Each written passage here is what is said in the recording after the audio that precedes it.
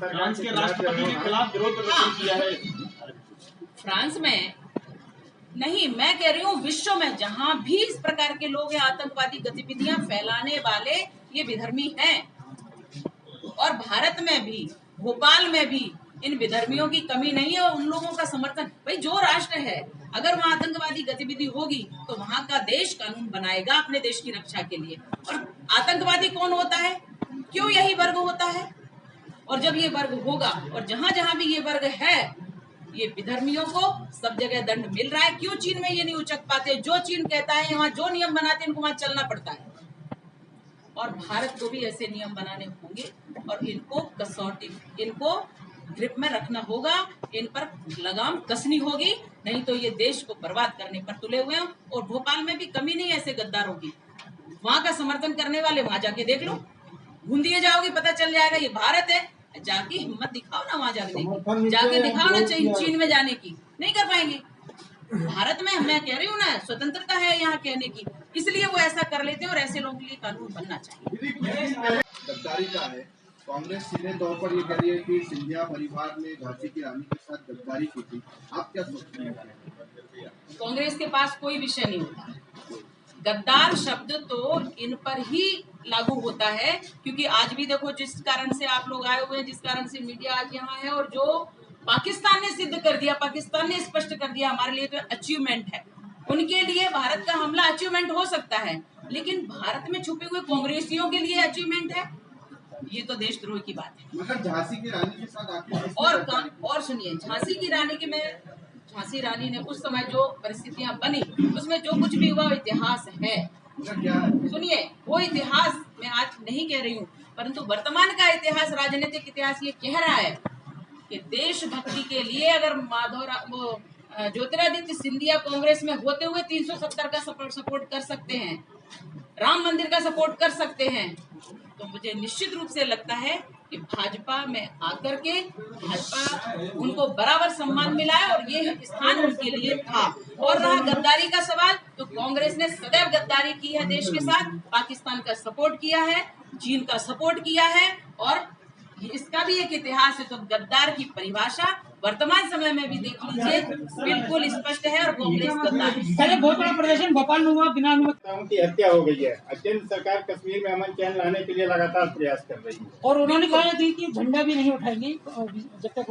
मैंने इस बात का जवाब दिया था कि जो अभी भी मैंने कहा है कि हमारे राष्ट्रीय जो चिन्ह है, हमारे राष्ट्रीयता के जो मानदंड हैं, उनका अपमान करने वाले, हमारे राष्ट्रीय ध्वज का अपमान करने वाले, राष्ट्रगीत का अपमान करने वाले, राष्ट्रगान का अपमान करने वाले लोगों को दंड मिलना चाहिए और इनको राष्ट्रद्रोह के केस में अंदर होना चाहिए। और जो कश्मीर में शांति नहीं है, उसका भी मैं एक कारण बता देती हूँ। जिन लोगों ने ये कहा कि झंडा जो है हम नहीं उठाएंगे, और ऐसे उठाने वालों को क्या क्या करना पड़ेगा, उनको बहुत बड़ी हानि होगी, तो वास्तव में वही लोग करवाने वाले हैं। भाजपा ने बलिदान दिया है और भाजपा बलिदान देकर भी दृढ़ता से खड़ी रहेगी, राष्ट्रभक्त खड़े रहेंगे।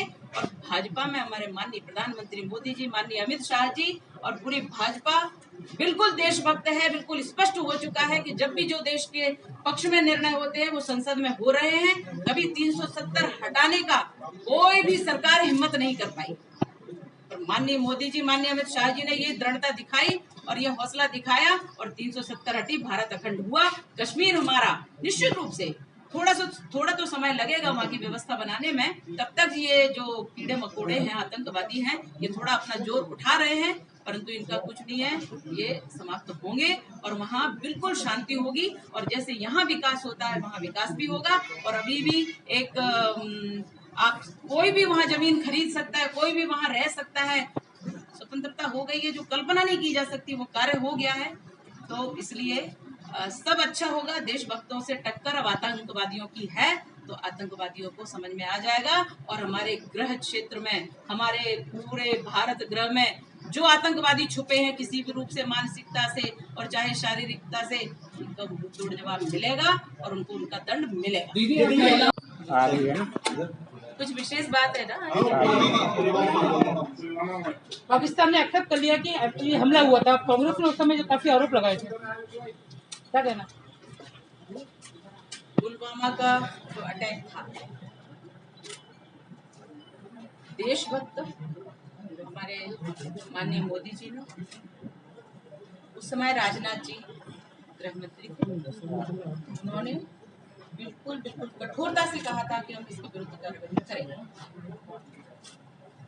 किंतु विपक्ष जो है, राहुल गांधी, कांग्रेस, उनको तो पाकिस्तान से बड़ा प्यार है और उनके पाकिस्तान के प्यार के कारण ही वो अपने देश के साथ विरोध कर सकते हैं। भारत के साथ इन्होंने विरोध किया, भारत के साथ उन्होंने घात किया और पाकिस्तान का समर्थन किया, जिससे पाकिस्तान का सदैव से मनोबल बढ़ता चला आ रहा है। किंतु वो ये भूल गए कि अब मोदी जी का शासन है और ये भूल गए कि देशभक्तों का शासन है। जब अभिनंदन हमारा वीर योद्धा वहां पहुंचा तो ये सच है कि वहां के जो पूर्व स्पीकर थे, उन्होंने एक मीटिंग में कहा था कि जो बाजवा के हाथ पैर कांप रहे थे, पसीने पसीने हो रहा था और वहां के जो पूर्व स्पीकर, उन्होंने कहा था कि ये अभिनंदन को छोड़ दो, नहीं तो हमारा देश नहीं बचेगा और भारत इस पर आक्रमण करने वाला है। ये सब घबराए हुए थे, लेकिन उन्होंने उनकी सेना ने तत्काल एक मीडिया ब्रीफ किया और उन्होंने कहा कि हम ईंट से ईंट बजा देंगे और हम पीछे नहीं हटेंगे। ये सब आपको अच्छे से जानकारी है। परंतु ये तो सत्य है कि हम सभी देशभक्त, भारतवासी सभी कह रहे थे ये पाकिस्तान का कर्म है, कुकर्म है। परंतु उनका मनोबल बढ़ाने वाले लोगों को मैं लानत देती हूँ और कहती हूँ कि तुम भी सावधान हो जाओ, क्योंकि ये तुम्हारा पाकिस्तान का प्रेम, ये तुम्हारा चीन का प्रेम, ये अब ज्यादा दिन चलने वाला नहीं है। और ये भारत एक हमारा ऐसा प्रजातंत्रात्मक देश है, इसमें किसी को भी कुछ भी कहने की स्वतंत्रता है।